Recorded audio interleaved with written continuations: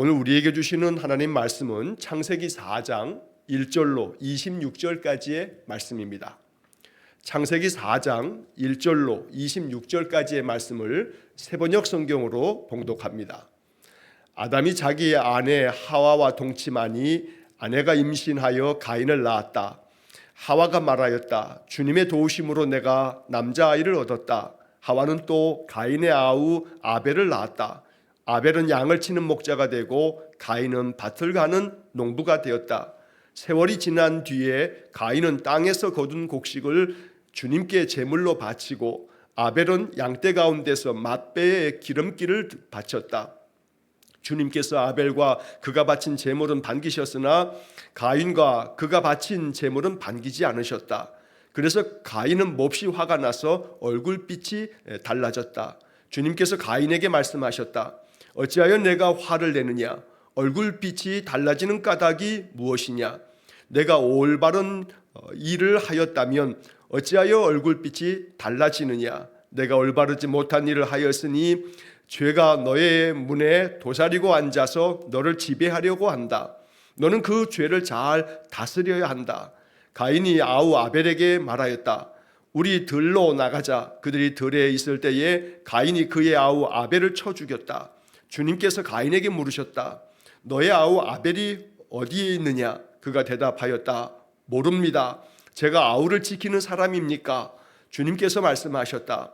내가 무슨 일을 저질렀느냐? 너의 아우의 피가 땅에서 나에게 부르짖는다. 이제 내가 땅에서 저주를 받을 것이다. 땅이 그 입을 벌려서 너의 아우의 피를 너의 손에서 받아 마셨다. 내가 밭을 갈아도 땅이 이제는 너에게 효력을 더 나타내지 않을 것이다. 너는 이 땅 위에서 쉬지도 못하고 떠돌아다니게 될 것이다. 가인이 주님께 말씀드렸다. 이 형벌은 제가 짊어지기에 너무 무겁습니다. 오늘 이 땅에서 저를 쫓아내시니 하나님을 뵙지도 못하고 이 땅 위에서 쉬지도 못하고 떠돌아다니게 될 것입니다.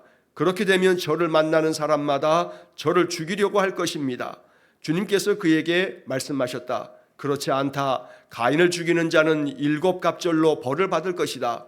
주님께서는 가인에게 표를 찍어주셔서 어느 누가 그를 만나더라도 그를 죽이지 못하게 하셨다. 가인은 주님 앞을 떠나서 에덴의 동쪽 놋 땅에서 살았다. 가인이 자기 아내와 동침하니 아내가 임신하여 에녹을 낳았다. 그때에 가인은 도시를 세우고 그 도시를 자기 아들의 이름을 따서 에녹이라고 하였다. 에녹은 이랏을 낳고 이랏은 무후야엘을 낳고 무후야엘은 무두사엘을 낳고 무두사엘은 라멕을 낳았다. 라멕은 두 아내와 함께 살았다. 한 아내의 이름은 아다이고 또 한 아내의 이름은 실라이다. 아다는 야발을 낳았는데 그는 장막을 치고 살면서 집짐승을 치는 사람의 조상이 되었다. 그의 아우의 이름은 유발인데 유발은 수금을 타고 퉁수를 부는 모든 사람의 조상이 되었다. 또한 실라는 두발가인이라는 아이를 낳았다. 그는 굴이나 쇠를 가지고 온갖 기구를 만드는 사람이다. 두발가인에게는 나아마라고 하는 누이가 있었다. 라멕이 자기 아내들에게 말하였다. 아다와 실라는 내 말을 들으라. 라멕의 아내들은 내가 말할 때에 귀를 기울여라. 나에게 상처를 입은 남자는 내가 죽였다. 나를 상하게 한 젊은 남자를 내가 죽였다. 가인을 해친 벌이 7갑절이면 라멕을 해치는 벌은 77갑절이다. 아담이 다시 자기 아내와 동침하였다. 마침내 그의 아내가 아들을 낳고 말하였다. 하나님이 가인에게 죽은 아벨 대신에 다른 실라에게 허락하셨구나. 그의 아내는 아이의 이름을 셋이라고 하였다. 셋도 아들을 낳고 아이의 이름을 에노스라고 하였다. 그때에 비로소 사람들이 주님의 이름을 불러 예배하기 시작하였다. 아멘. 자, 창세기 4장의 이야기는 아담과 하와의 두 아들 가인과 아벨의 이야기입니다. 우리가 잘 아는 것처럼 가인이 그의 동생 아벨을 쳐 죽이는 그런 사건이 벌어진 것이 창세기 4장의 주요한 이야기입니다. 이 창세기 4장을 통해서 하나님께서 말씀하시는 메시지를 우리가 오늘도 마음 깊이 묵상해야겠습니다. 자, 본문의 이야기에서 우리가 생각해 봐야 할 몇 가지의 말씀들을 이제 차례로 살펴보면, 자, 첫 번째로 가인과 아벨이 하나님 앞에서 예배를 드리는데 그 제물을 드린 것 가운데 하나님께서 아벨의 제물, 아벨과 아벨의 제물은 받으셨지만 가인과 가인의 드린 그 제물은 반기시지 않았다. 개역개정 성경에서는 받지 않으셨다고 이야기하고 있습니다. 이것이 발단이 돼서 가인이 자기 동생 아벨을 쳐 죽이는 첫 번째 인류 최초의 살인이 가족 안에서 벌어지게 된 겁니다.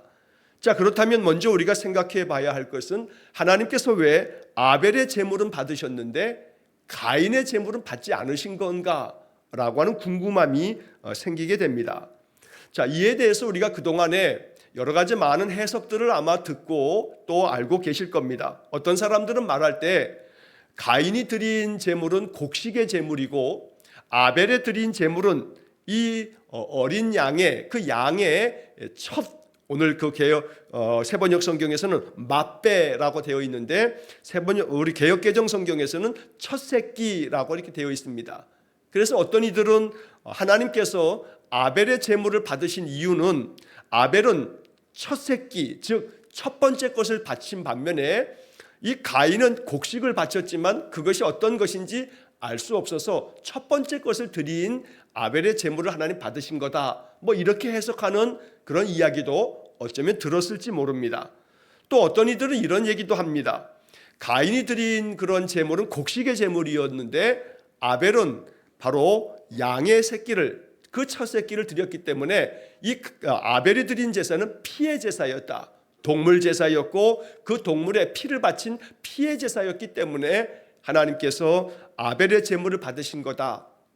이렇게 해석하는 사람들의 이야기도 어쩌면 들었을지 모릅니다. 그러나 그러한 이야기들이 사실은 보다 더 성경적인 그런 해석이라고는 말할 수가 없습니다.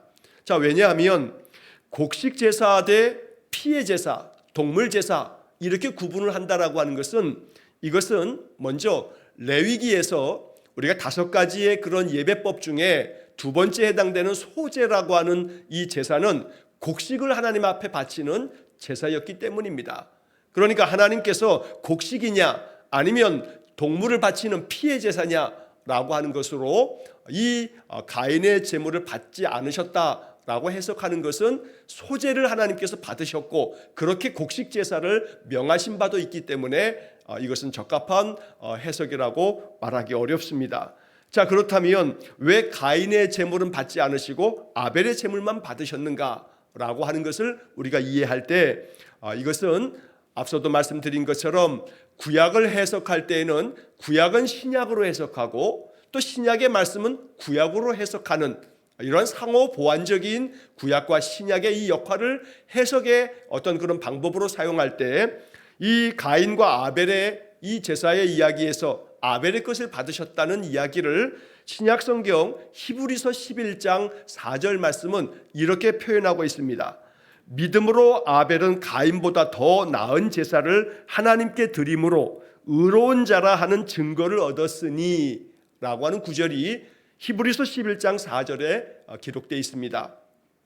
자, 이 신약의 말씀에서 우리가 보는 것처럼 믿음으로 아벨은 가인보다 더 나은 제사를 하나님께 드림으로 의로운 자라 하시는 증거를 얻었다.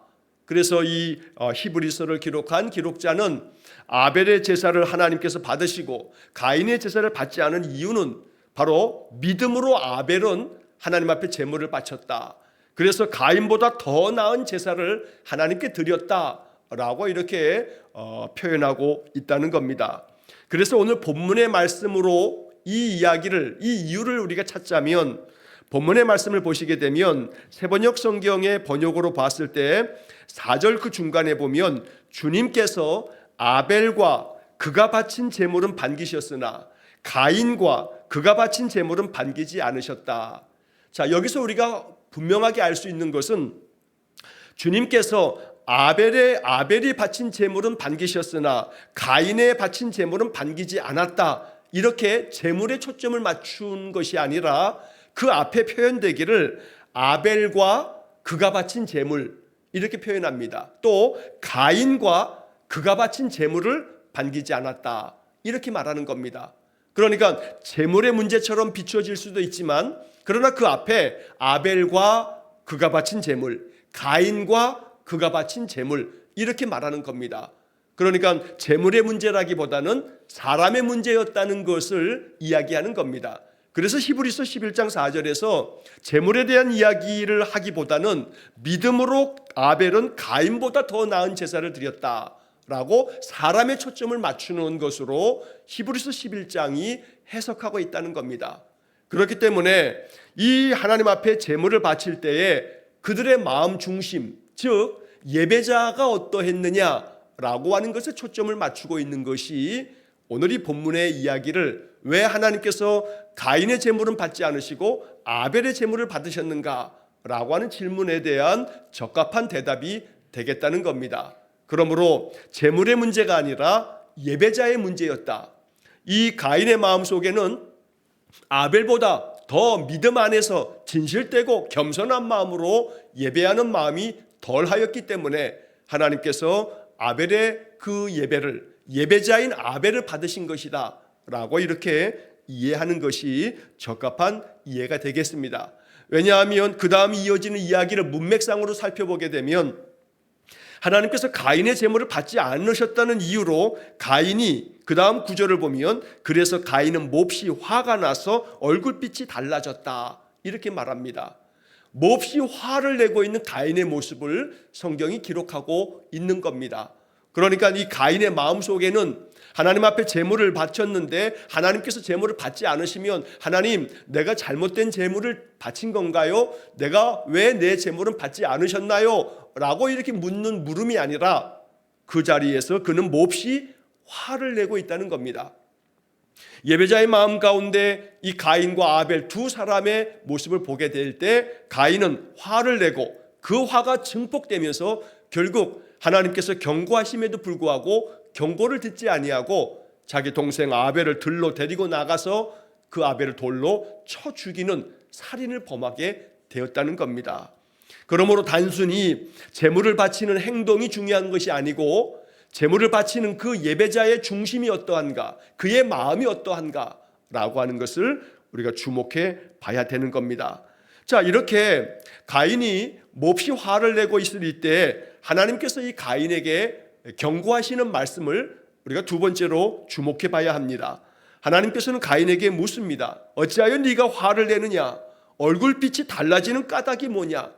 아마도 가인의 얼굴이 울그락불그락 하면서 아마 씩씩거리면서 잔뜩 화가 났던 모양입니다. 하나님께서 이것을 지적하시면서 네 얼굴빛이 달라지는 까닭이 뭐냐까지 묻습니다. 자, 그러면서 하시는 말씀이 네가 올바른 일을 하였다면 어찌 얼굴빛이 달라지느냐? 네가 올바르지 못한 일을 하였으니 죄가 너의 문에 도사리고 앉아서 너를 지배하려고 한다. 이렇게 말씀합니다. 여기서 올바르지 못한 일이라고 하는 것은 마음을 얘기하는 겁니다. 네 마음속에 너가 동생과 함께 제물을 드리면서도 내가 너의 마음 중심을 보니 너의 마음 중심은 올바르지 못하구나. 만약 네가 올바른 마음으로 예배하고자 했다면 네가 이렇게 얼굴을 붉히며 화를 낼 이유가 무엇이 있겠느냐? 너의 마음이 올바르지 못하다라는 이야기를 하는 겁니다. 그래서 하시는 말씀이 죄가 너의 그 문 앞에 도사리고 앉아있다. 왜? 너를 삼키려고, 너를 지배하려고 죄가 너의 문 앞에 지금 와 있다라고 이야기하는 겁니다. 여기 문에 도사리고 앉았다라고 하는 이 문이라고 하는 게 뭘까? 이건 단순히 집안에 들어가는 문을 얘기하는다기보다는 마음 문을 얘기하시는 것일 겁니다. 죄된 마음이, 죄가 너의 마음 문 앞에 지금 딱 또아리를 틀고 앉아있다. 네 마음 문에 당장이라도 들어와서 네 마음을 삼켜버리고 네 마음을 지배하려고 하고 있다. 그래서 이어지는 하나님 말씀은 너는 그 죄를 잘 다스려야 한다라고 말씀하고 있는 겁니다. 하나님의 경고하심을 가인이 잘 들을 수 있어야 했습니다. 이것이 기회였기 때문입니다. 죄가 문 앞에 엎드려 있다. 개역개정 성경의 번역으로 보면 죄가 너를 원하나 너는 죄를 다스릴지니라.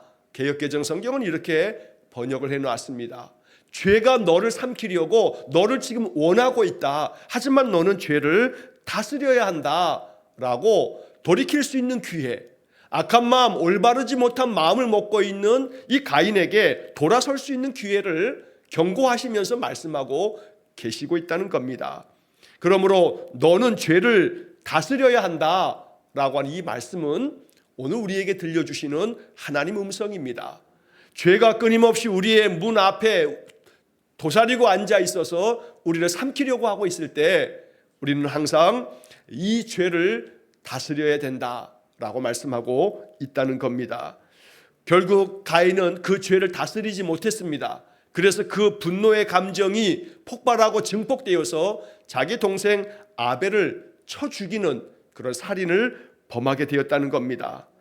오히려 이 가인의 마음속에 있는 이 화, 그의 마음 가운데 있는 그 분노, 이 분노를 잘 다스리지 못함으로 인해서 결국 그 죄가 더 큰 죄를 범하게 만들었다는 겁니다. 그래서 오늘 본문의 이야기의 가인의 마음을 우리가 이렇게 살펴보면서 이것이 반면교사가 될 수 있어야겠습니다. 나는 일이 되지 말아야겠다 하는 마음으로 가인을 통해서 우리는 그 반대가 되어야겠다는 마음의 교훈을 얻게 된다는 겁니다. 잠언 12장 16절 말씀에 보면 미련한 자는 당장 분노를 나타내거니와 슬기로운 자는 수욕을 참느니라 라고 이렇게 말씀합니다. 잠언의 많은 말씀 속에서는 그 분노를 참는 것이 지혜로운 사람이라고 여러 구절에서 이야기를 하는 겁니다. 잠언 15장 18절 말씀에서도 분을 쉽게 내는 자는 다툼을 일으켜도 노하기를 더디하는 자는 시비를 그치게 하느니라. 그래서 이 분노하는 감정을 그냥 쉽게 내는 사람들은 그것으로 인해서 자꾸 싸움이 벌어지게 되지만, 그러나 이 노하는 분노하는 이 마음을 더디게 하는 자들은 오히려 시비를 그치게 만드는 그런 지혜로운 자라고 이야기를 하는 겁니다. 잠언 16장 32절의 말씀에서도 노하기를 더디하는 자는 용사보다 낫고 자기의 마음을 다스리는 자는 성을 빼앗는 자보다 나으니라. 결국 이 잠언의 말씀에서도 자기의 마음을 다스리는 자가 그가 지혜로운 자라고 가르쳐 주는 겁니다. 오늘 본문의 새번역 성경 번역처럼 너는 그 죄를 잘 다스려야 한다. 지금 안색이 변할 만큼 잔뜩 화가 나 있는 이 가인에게 그 마음의 죄를 잘 다스려라 라고 하는 이 말씀은 지금 말씀드린 잠언 16장 32절의 말씀에 자기의 마음을 다스리는 자는 성을 빼앗는 자보다 나으니라 라고 하는 말씀처럼 마음을 다스리는 것이 지혜요 또 믿음이라고 가르치고 있다는 겁니다. 한 구절을 더 보자면 잠언 29장 11절 말씀에서도 어리석은 자는 자기의 노를 다 드러내어도 지혜로운 자는 그것을 억제하느니라 라고 말씀합니다. 그래서 어리석은 자는 자기 마음속에 있는 그 분노의 감정을 다 드러내지만, 그러나 지혜로운 자는 그것을 억제한다. 그래서 이 잠언의 이야기를 가만히 살펴보면 잠언이 가르쳐주는 지혜는 화를 내지 말라라는 것이 아니라, 화가 나죠. 왜 분노의 감정이 상황에 따라서 없겠습니까? 그러나 그 분노와 화가 일어난다 할지라도 바로 드러내지도 말고 더디게 좀 할 뿐만 아니라 이걸 잘 다스리고 억제하라 라고 얘기하는 겁니다.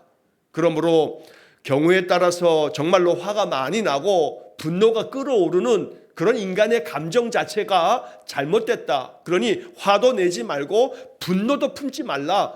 이렇게 말하는 것이 아닙니다. 오히려 이것은 그 모든 것들을 잘 다스리는 사람이 되어야 된다라고 가르치고 있다는 겁니다. 그래서 우리는 하나님께서 가인에게 말씀하신 너는 그 죄를 잘 다스려야 한다. 오늘 이 말씀을 하나님 우리에게 주시는 메시지 교훈으로 알고 우리의 마음을 잘 다스려 갈 줄 아는 지혜로운 사람 될 수 있기를 주의 이름으로 간절히 축원합니다. 자, 오늘 본문의 이야기에 결국 그래서 가인은 자기 동생 아벨을 쳐 죽입니다. 그래서 그 아벨의 그 핏소리가 땅에서부터 끌어올라 하나님께 들려지고 하나님께서 가인에게 묻습니다. 너의 동생 아벨이 어디 있느냐? 이 가인은 하나님의 이 질문 앞에서 거짓말을 합니다. 모릅니다. 제가 아우를 지키는 사람입니까? 분명히 자기가 자기 동생을 쳐 죽였음에도 불구하고 이 죄된 마음을 다스리지 못한 가인은 결국 그 안에 있는 그 죄가 계속해서 또 다른 거짓말을, 또 다른 죄를 만들어내고 있다는 겁니다. 그래서 결국 가인은 하나님 앞에 징벌을 받게 됩니다. 너는 아무리 밭을 갈아도 이제는 땅이 그 효력을 나타내지 않을 거고, 너는 땅에서 쉬지도 못할 거고 떠돌아다니는 유리하는 자가 될 것이다 라고 하는 그런 징벌로 그의 그 죄에 대한 심판을 가하고 계신다는 겁니다. 사실 이 가인은 그 이름의 뜻은 얻었다, 소유한다 라고 하는 그런 의미를 갖습니다. 그래서 오늘 본문에 1절 말씀을 보게 되면 가인을 낳은 후에 이 하와가 이야기하는 장면에서 주님의 도우심으로 내가 남자아이를 얻었다라고 하는 말씀이 나옵니다. 이 얻었다라고 하는 그 단어에서 가인이라고 하는 말이 나온 겁니다. 얻었다라고 하는 말이 히브리 말로는 카나라고 하는 말인데 여기서 파생된 말이 가인이라고 하는 말입니다. 그래서 아담과 하와는 이 아들, 첫 번째 아들 가인을 낳고 너무나 기뻤습니다. 하나님께서 우리에게 얻었다, 우리에게 주셨다라고 그렇게 기뻐했던 겁니다. 그렇게 하나님의 선물로 이 아담과 하와에게 주신 이 귀한 선물 가인은 결국 죄를 다스리지 못함으로 동생 아벨을 쳐 죽이게 됩니다. 아벨이라고 하는 이름의 뜻은 매우 참으로 상징적 의미가 있습니다. 아벨이라고 하는 이름의 뜻은 숨, 그리고 입김, 안개라고 하는 말입니다. 우리가 이렇게 숨을 내쉽니다. 호흡을 하면서 숨을 내쉬는데 입김을 이렇게 내쉬는 것처럼 바로 이 아벨이라고 하는 말은 그런 뜻입니다. 안개와 같고 또 입김과 같고 우리의 호흡하는 숨과 같은 겁니다. 그래서 이 아벨이라고 하는 말은 숨, 입김, 안개 이런 뜻을 가지고 있는 단어인데, 그런데 이 단어는 어디에서 우리가 보게 되냐면 전도서 1장에서 우리가 그 유명한 전도서에 헛되고 헛되며 헛되고 헛되니 모든 것이 헛되다라고 말했을 때 그 헛되다라고 하는 단어가 바로 히브리 말로 헤벨이라고 하는 말인데 아벨이라고 하는 말하고 똑같은 단어입니다. 그래서 이 아벨이라고 하는 말은 헛되다라고 하는 그런 의미도 담겨져 있어서 전도서 1장에서는 헛되고 헛되다라고 하는 말로 번역이 되고 있다는 겁니다. 그래서 성경학자들은 이 아벨이라고 하는 이름은 그런 의미에서 매우 상징성을 가지고 있는 이름이 되었다라고 해석을 하는 겁니다. 자기 형에 의해서 죽임을 당했습니다. 결국 아침 안개처럼 허무하게 죽임을 당한 것입니다. 그것이 아벨이었던 겁니다. 그러나 그 허무한 인생, 그렇게 형에 의해서 죽임당한 이 아벨이 하나님 앞에 호소함으로 하나님께서 그 피의 소리를 들으시고 가인의 죄에 대해서 형벌을 내리고 계신다는 겁니다.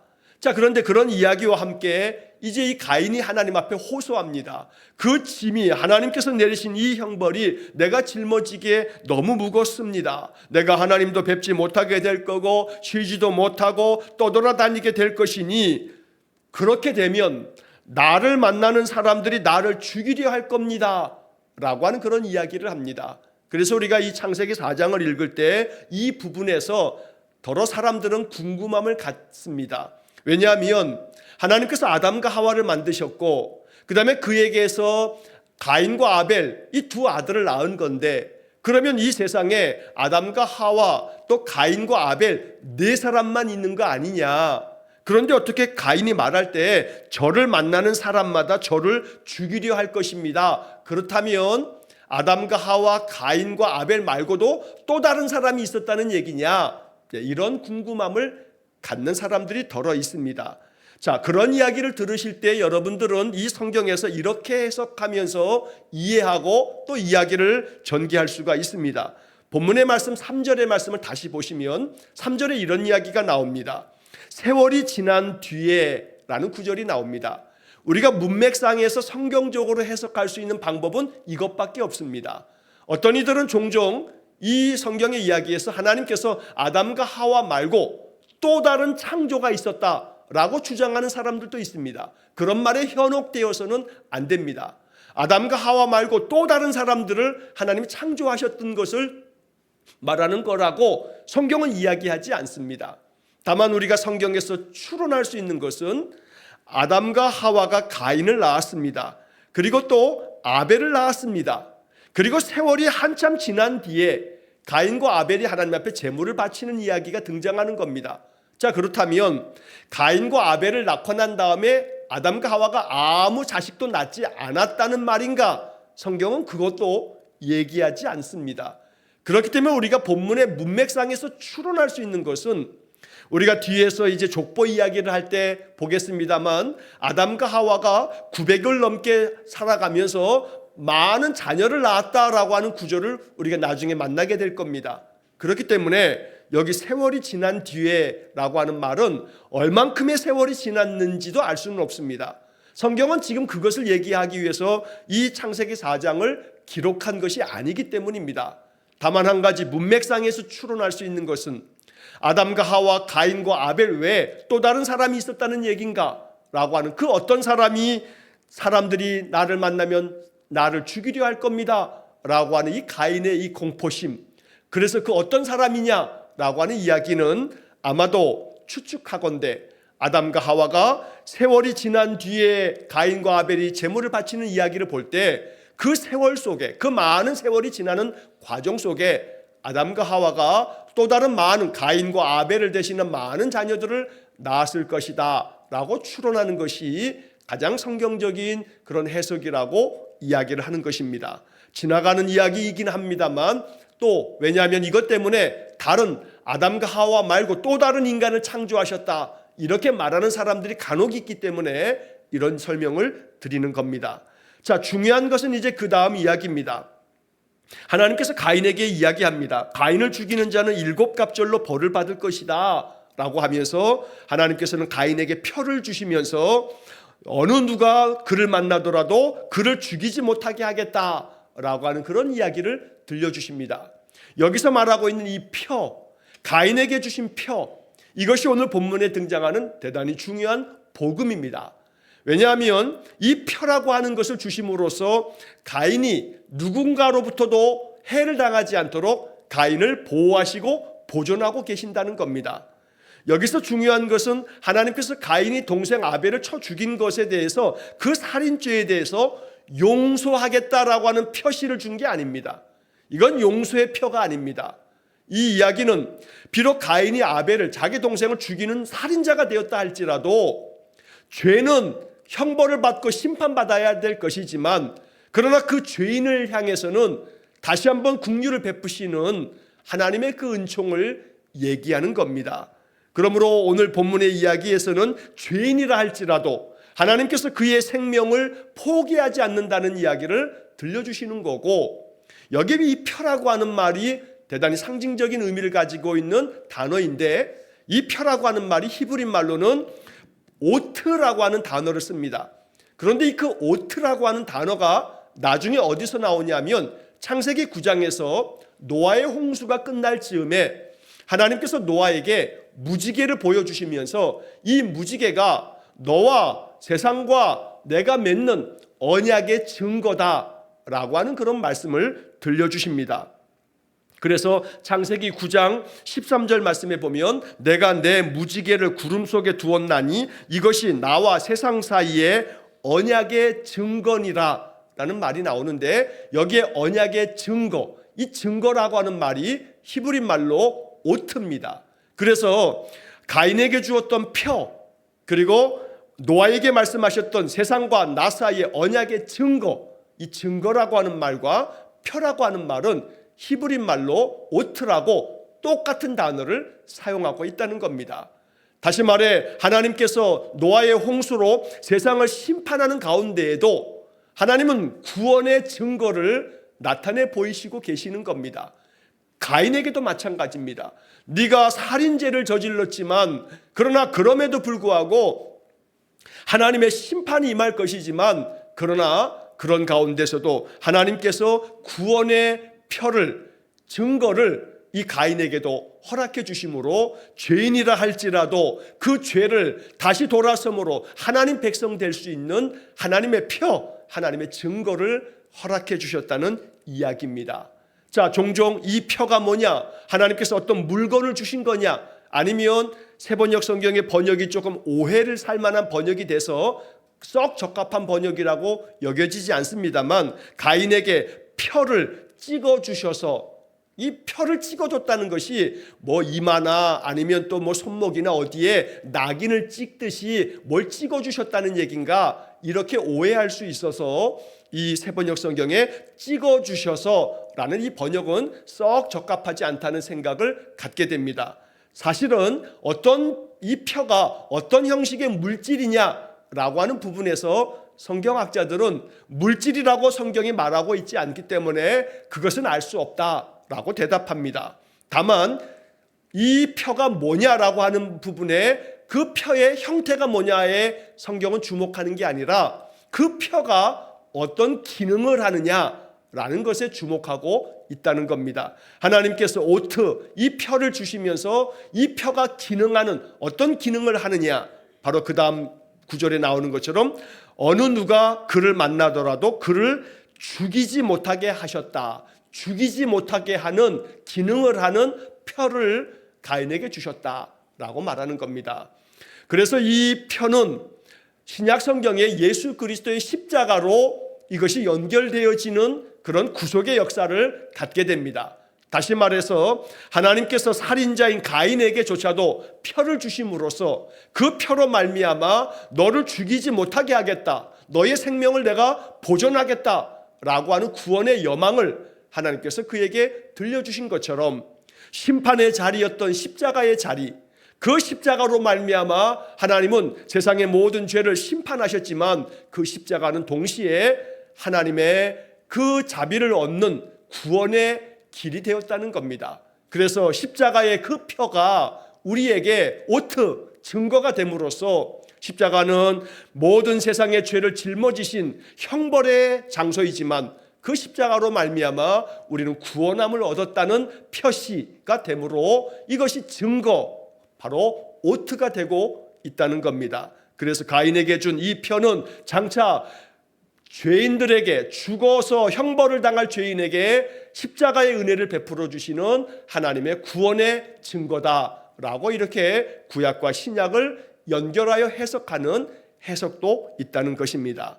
자, 그 다음에 이제 17절 이후에서는 가인의 자손들에 대한 이야기가 나오면서 라멕의 이야기까지 나오게 되는데, 이 라멕은 자기에게 상처를 입힌 사람을 내가 죽였다, 나에게 상하게 한 그런 젊은 남자를 내가 죽였다, 그러면서 가인을 해친 벌은 7갑절이지만 라멕을 해치는 자들은 77개의 벌을 받게 될 거다라고 교만하기 짝이 없는 그 악을 서슴없이 말하는 이야기를 하게 됩니다.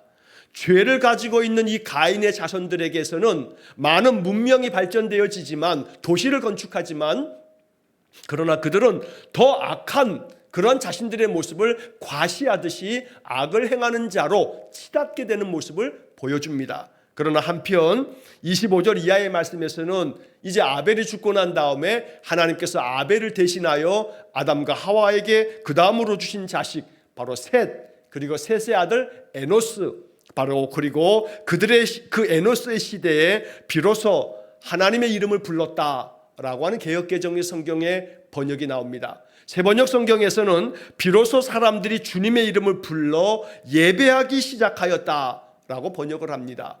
이렇게 가인의 자손들은 오히려 상처를 입힌 자들을 내가 죽였다라고 말할 만큼, 그리고 나를 죽이는 자가 만약에 있다면 77배 벌을 받게 될 거라고 오만방자하기 짝이 없는, 악을 서슴지 않는 악한 자들이 되고 있지만, 그러나 아벨을 대신한 그의 아들들은, 그 자손들은 셋과 에노스의 시대에서는 하나님의 이름을 부르며 하나님께 예배하는 자가 되었다라고 말씀하고 있다는 겁니다. 그래서 결국 가인의 자손은 더 큰 악한 길로 치닫고 있는 반면에 아벨의 자손들은 오히려 셋을 통해서, 에노스를 통해서 하나님께 예배하는 자들이 되어지고 있다는 이야기를 이 4장이 전하는 겁니다. 이 이야기는 우리에게 어떤 길을 선택할 것이냐, 어떤 삶을 선택할 것이냐라고 묻고 있는 겁니다. 가인의 자손들은 여러 악기들을 만들고 또 많은 도시들을 건축하면서 문명과 문화를 발전시킵니다. 그러나 그들은 악한 길로 치닫습니다.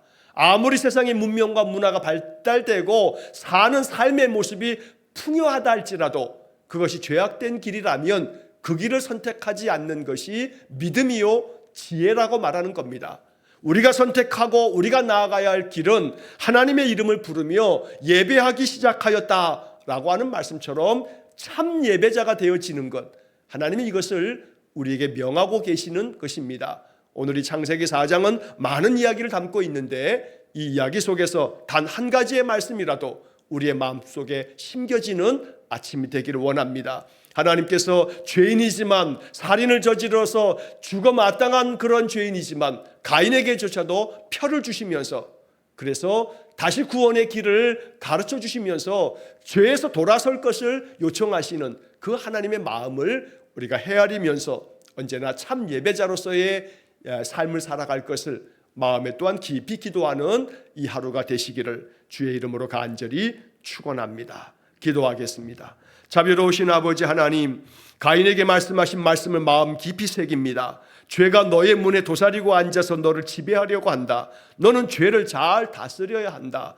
주님, 오늘 이 말씀 마음에 새겨서 언제나 죄를 다스리는 삶을 살게 하시고, 비록 허물과 죄로 죽을 인생인 가인에게조차도 표를 주신 하나님, 우리에게도 표를 주셔서 구원의 길을 알게 하시고 그 길을 따라 나아가며 참 예배자로서 하나님께 나아가는 우리 모든 성도들 되게 해 주옵소서. 오늘도 한날의 모든 삶을 주님께 의탁하오며 예수님 이름으로 기도하옵나이다. 아멘. 우리 구주 예수 그리스도의 은혜와 하나님 아버지의 극진하신 사랑과 성령의 교통하심이 언제나 주의 말씀을 통해 깨달음을 얻어 말씀대로 준행하며 살기를 간절히 소원하며 기도하는 머리 숙인 귀한 성도들 위에와 저들 가정과 온 가족들 위해 영원토록 함께 하시길 축원하옵나이다. 아멘.